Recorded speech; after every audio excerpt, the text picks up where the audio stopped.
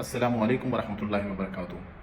ہماری نسل کا افسوس اپنی جگہ، جیسے بظاہر اپنے نظر آنے والے بیگانوں اور بظاہر دوست نظر آنے والے دشمنوں نے علم کے نام پر دھوکہ اور تاریخ کے نام پر تخریب محض اس وجہ سے پڑھائی کہ ہم اس سستے نشے میں دھت ہو کر ان کی مکر و فریب اور عیاری پہ مبنی قومی ترانوں اور ملی نغموں پر ناچتے رہیں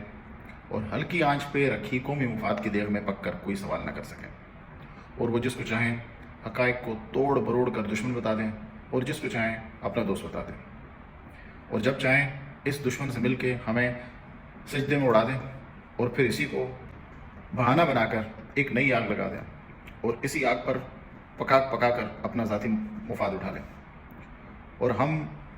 دائرے میں گھومتے ہوئے چوہے کی طرح یہ سمجھتے رہیں کہ ہم رائے نورد شوق ہیں اور ایک کے بعد ایک منزل کو طے کر رہے ہیں، مگر پتہ یہ چلے کہ ہم وہیں پہ کھڑے ہیں جہاں سے سفر شروع کیا تھا۔ مگر ذرا سوچئے کہ اس شخص کا کیا ہوگا جس نے اپنے اجداد کی قربانی اپنی آنکھوں سے دیکھی اور خود اپنے جسم پر اس آس پہ زخم کھائے کہ اب ہم ایک آزاد ریاست ہیں اور ایک آزاد ریاست بننے جا رہے ہیں، اور تمام عمر ایک جذبے کے ساتھ اس مٹی کی خدمت کی، اور یہ سمجھتا رہا کہ شاید باقیوں کی نیت بھی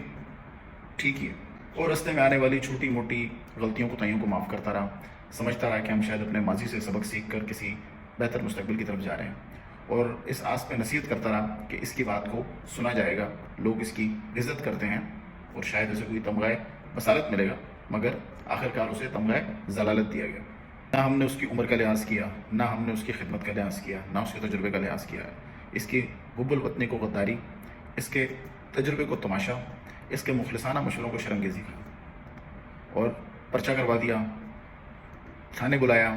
عدالت میں مقدمہ چلایا، ریمانڈ پہ بھیجا، اور دوسروں کو بھی سبق بتایا کہ تم اب بھی غلام ہو اور یہ تمہارے باپ کا ملک نہیں ہے، اور نہ ہی تم اس دھرتی کو اپنی ماں کہہ سکتے ہو، اس ماں پہ تو ہماری مرضی ہے، جب چاہیں ہم اس کا سودا کر لیں۔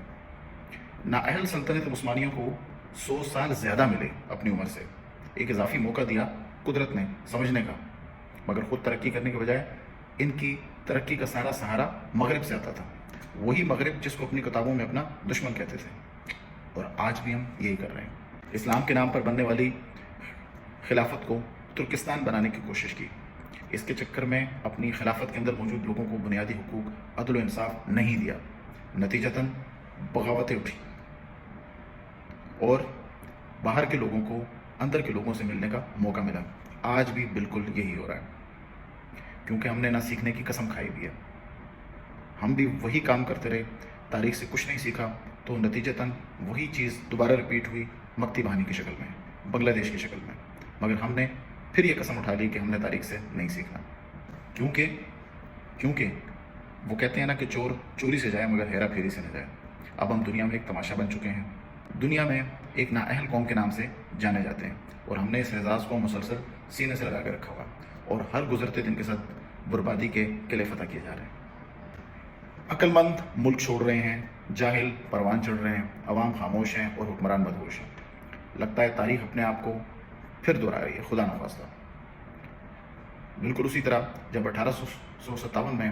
برطانوی فوجی لال قلعے میں داخل ہو رہے تھے، مگر بہادر شاہ ظفر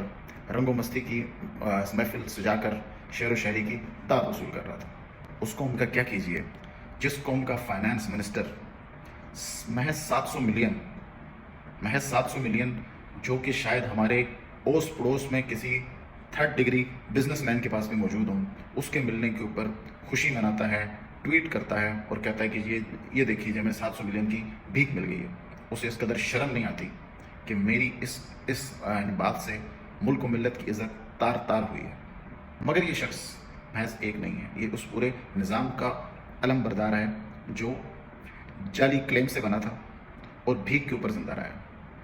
ہر عشرے میں اپنی عزت کو بیچ کے اگلے عشرے کی زندگی کمائی ہے۔ تو ذلت میں گزرنے والے یہ لوگ، ذلت میں بسنے والی یہ قوم، ذلت کی گرداب میں پھنسا ہوا یہ ملک یہ نہیں جانتا کہ عزت نفس کیا چیز ہوتی ہے، چنانچہ اس طرح کی کوئی بات کرنے سے پہلے ان کو انسانوں والی کوئی سوچ نہیں آتی، ان کا دماغ کام نہیں کرتا،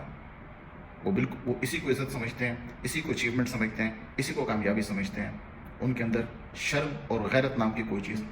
بدرجہ عدم موجود ہی نہیں ہے۔ اب پھر ہم تاریخ کے اس دہانے کے اوپر اپنی عزت کو مزید تار تار کرانے کھڑے ہیں، اور اب آئین، قانون اور ہر ادارے کا مذاق بنا بنا کر اڑا رہے ہیں۔ ایک سپریم کورٹ باقی تھی، جو تماشا cartoon network supreme court میں لگا ہوا ہے، اس سے اندازہ ہوتا ہے کہ واقعی ہماری عدلیہ دنیا میں 150ویں نمبر پہ کیوں ہے۔ جو نقطہ ہے اس کو چھوڑ کے تقریباً تمام نقطوں کے اوپر بات ہو رہی ہے۔ جن ججز کا کام تھا وہ اس وقت میں سر جوڑ کر اپنے ذاتی مفاد سے ہٹ کر، اپنے ذاتی مفاد سے بالاتر ہو کر قانون کی صحیح تشریح کرتے تاکہ اگلے آنے والے دنوں کا رستہ استوار ہو، وہ اپنی چھوٹی چھوٹی چیزوں پہ اصل نقطے کو چھوڑ کر، یعنی کہ بالکل اسی طرح ہے جیسے آپ کوئی مریض جس کو کوئی حادثہ ہوا ہے اسے آپ ہسپتال لے جاتے ہیں اور ڈاکٹر بجائے اس کا علاج کرنے کے آپ سے کہتا ہے یہ حادثہ کیوں ہوا تھا، پہلے اس کا مقدمہ درج کروائیں، پہلے اس کے مجرم کو پکڑیں، اس کے بعد میں اس کا علاج کروں گا، تب تک وہ مریض کو تڑپتا اور مرتا چھوڑ دیتا ہے۔ بالکل یہی حال ہمارے سارے اداروں کا ہے، اور سارے اداروں کی دگا مشتی کے بعد وہی کارٹون نیٹ ورک اب ہماری سپریم کورٹ میں چل رہا ہے۔